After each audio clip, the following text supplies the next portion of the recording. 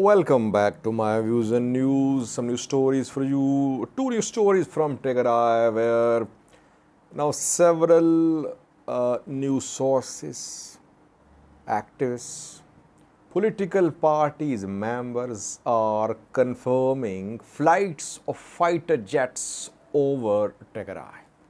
The latest flight was seen last night at around 2 a.m. local time.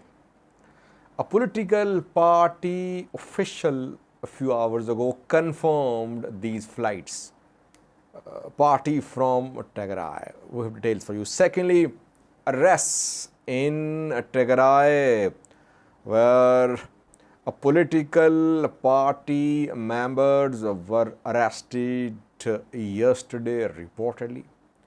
The party leader had to issue a statement. The workers were released. But the party leader mentioned civil war in his message. Thirdly, PM Abiy was in Gadio, southern Ethiopia today, in connection with his Green Legacy program. He planted some trees there. And there we saw that hundreds of people attended the crowd which wanted to see a glimpse of the Prime Minister of Ethiopia, as if he is extremely popular.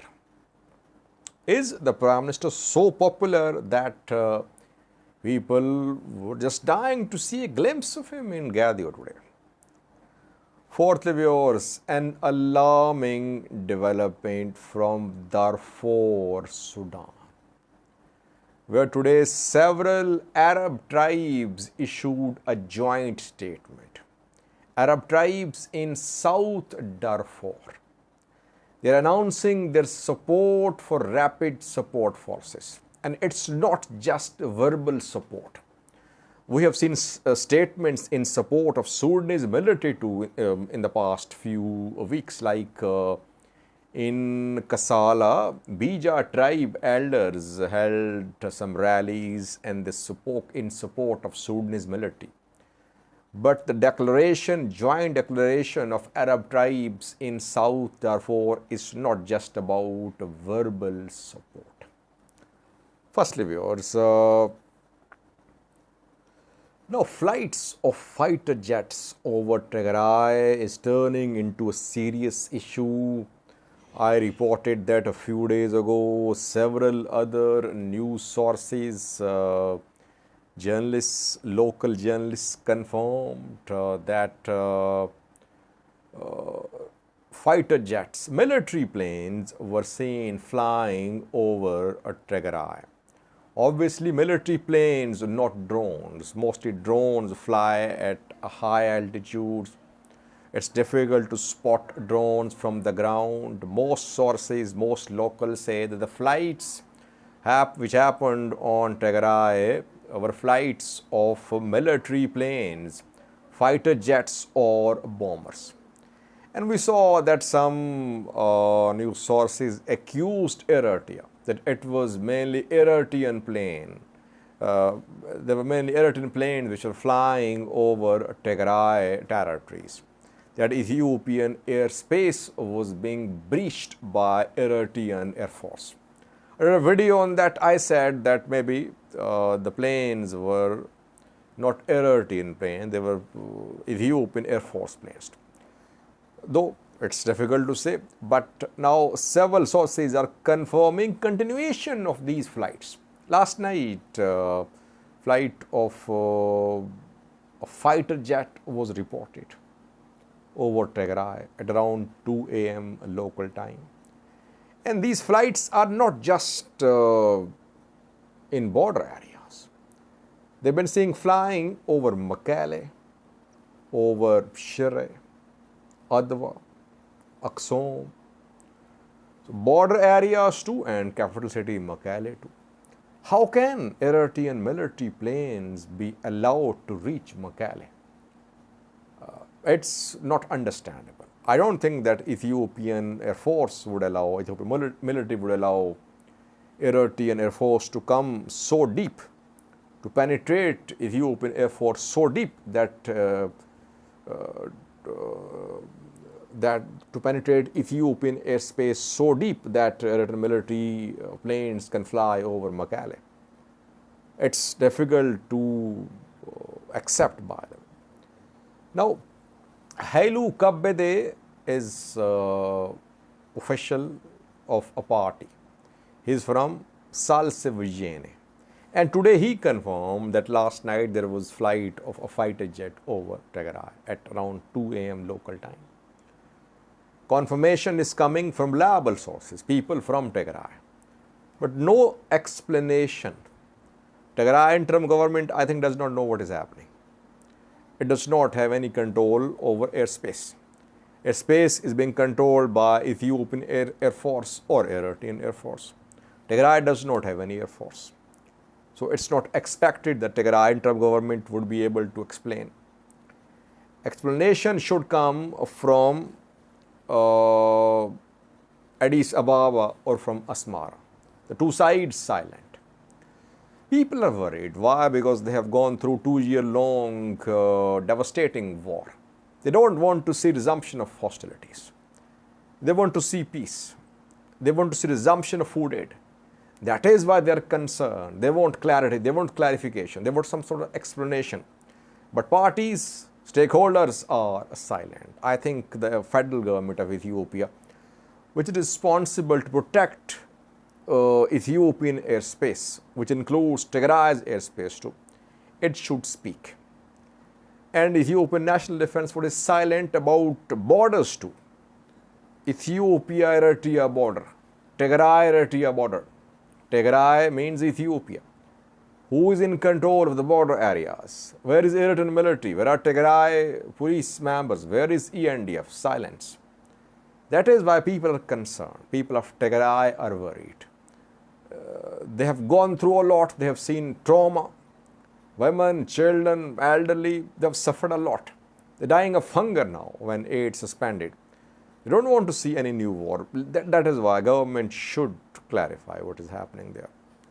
Because now it is not just a rumor. Political party members are saying that flights are now routine, almost on daily basis. Secondly, viewers, Tigray interim government means TPLF is not willing to give any political space to opposition parties, it seems.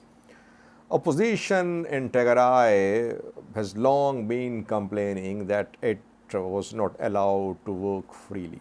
Political opposition, we saw that before the third round of fighting in Tigray, opposition party meetings were stormed. In Mekelle, Tigray Independence Party meeting was stormed by Tigray fighters, Tigray forces.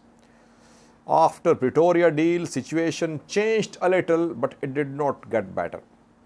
Getachew was elected as TPLF's candidate for interim region, for interim period president. PM Abiy appointed him. Opposition parties welcomed him. And they hope that Getachew would ensure that there is level playing field for all political players in Tigray. But this level playing field is missing. It's not there. Political party members were arrested yesterday in Tigray. Yichila is the name of the town where these party members were arrested. Mihari Yohannes is a member, he is head of Tigray Independence Party. And he confirmed that his party members had been arrested in Yichila town of Tigray. They were arrested by security forces. Mihari accused TPLF that it was TPLF which was using military, using forces against political parties. And he said it was a bad sign for security, for unity in Tigray. He said we should not move towards a civil war. And Mihari has been criticizing TPLF in the past too, criticizing Tigray fighters, Tigray military commanders too. That military was not neutral, it wasn't impartial. And after Mehari spoke and some others, the party members were released. Most of them were released reportedly. Now, opposition parties tried to gain foothold in Mekelle, Tigray's capital. They were not allowed. Their meetings, their rallies were attacked. They were denied organizing of any rallies. So they decided to shift their attention towards small towns and cities. TIP and other opposition parties, they're trying to reach the people of Tigray in small towns, villages. They want to work on grassroots level because they know that in Mekelle they're not being allowed to work freely. That is why they're working in small cities, towns. But even there, TPLF is after them. TPLF-backed security forces are after them. Getachew could not bring about any change in Tigray in terms of space for opposition parties. Opposition parties still complaining that they are not being allowed to work freely. How will election be conducted in a manner which is very transparent? Is it possible? Saad Khan, who is a staunch supporter of holding of free, fair and transparent election, is in the US these days for a family reunion. After Saad Khan's departure from Tigray, we saw that relations between TPLF and Tigray interim government suddenly improved. And Getachew and Debretsion were seen together on several occasions. Even Alam Gabre Wahed and Getachew were seen together too after Saad Khan's departure from Ethiopia. He's in the US. I think he's still in the US. He wants, if you remember, he published a paper, if you call it a paper, about how to hold free, fair, transparent elections in Tigray. His proposal was not rejected, but it wasn't accepted too. Though he was appointed as Tigray interim government member, his rank is equal to that of deputy president, interim president. But his proposals in terms of holding of election are not being considered reportedly. Let's see, will he return to Tigray? That remains to be seen. So far, opposition parties are complaining that they're not being allowed to work freely in Tigray. Thirdly, viewers, Prime Minister of Ethiopia, PM Abiy, was in Gadeyo today in southern Ethiopia, accompanied by his wife Zinash Tacho. He inaugurated some green legacy project there. He planted trees there. Warmly welcomed. PM Abiy's green legacy project should be commended. Ethiopia needs such projects because a country faced with climate-related disasters should focus on plantation. Though there are several questions, but this is one of projects which should be backed. There is always room for improvement. If there are problems, if there are some deficiencies, some gaps, it should be bridged. Overall, project should continue. He was there in Gadeyo and there was large crowd to welcome him. People standing on the roads, lining up the roads to welcome him, as if he was very popular. He's very popular. People were dying to see a glimpse of the Prime Minister. I have a clip for you. Question is he really so popular that people wait for hours to see just a glimpse of him? Well, crowds, such crowds are always paid. In most cases, they're paid crowds.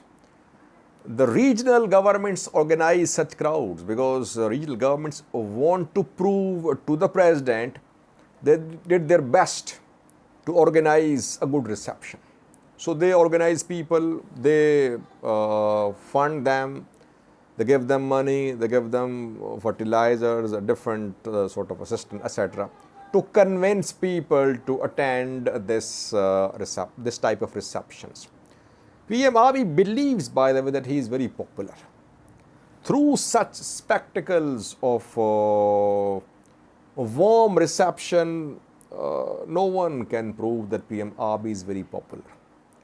Ethiopians are suffering. If you look at the larger picture, people are suffering. Tens of thousands died in war, now economic crisis, unemployment, and people have genuine concerns, genuine complaints. We cannot say that PM Abiy's popularity is on the rise, that he is very popular. It is being claimed through these gatherings, he is very popular, which isn't what the real situation is. Yes, he could be popular in some areas, especially in Oromia, but it's not that he is extremely popular across Ethiopia. Watch the video from today's reception of PM Abiy in Gadeum.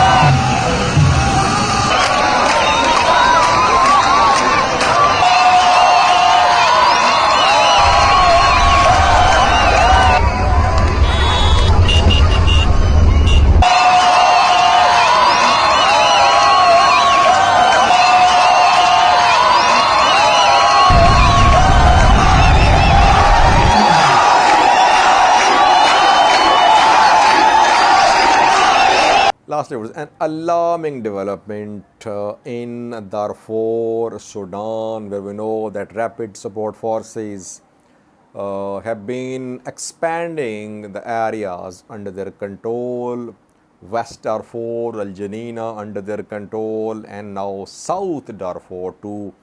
In South Darfur, several tribes issued a joint statement.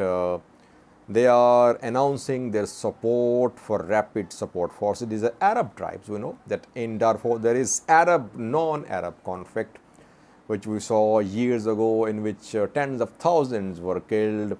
Omar al-Bashir, former president, was charged with war crimes. International Criminal Court charged him, but Sudanese military did not hand over Omar al-Bashir to International Criminal Court.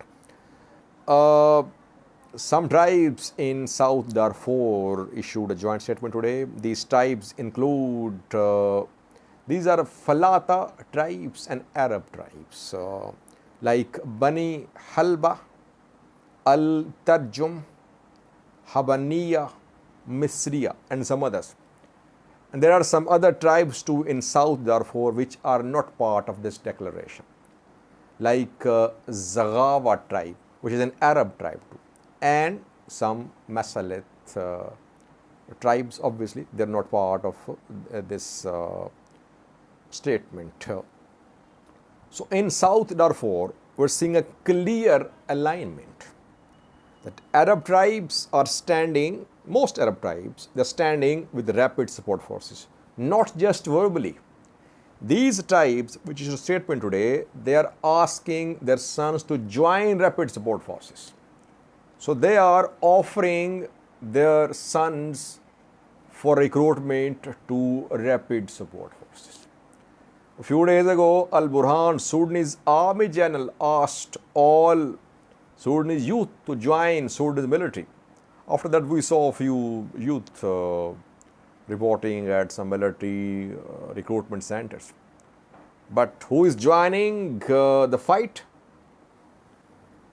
People from Darfur. They are joining rapid support forces, not Sudanese military. And we have not seen this type of support for Sudanese military. Though some tribes announced their support for Sudanese military in different parts of Sudan, since the start of this war, we have seen some statements in Kassala, in some other parts of Sudan, but those statements were statements of support, maybe mainly verbal support, or statements of staying neutral. These Arab tribes are offering their sons, telling their sons to join rapid support forces. This is the difference. Now, in Darfur, the war isn't going to be, it already isn't between rapid support forces and Sudan military. It is Arab, non-Arab conflict. That is why we're saying human rights, grave human rights violations in Darfur, sexual violence, attacks on people who are fleeing the conflict, civilians towards Chad, attacks on infrastructure, attacks on aid organizations, their warehouses, etc. Why? Because nature of conflict is ethnic. Ethnic conflict always devastating and bloody, like we saw years ago in Darfur. Thick fortune.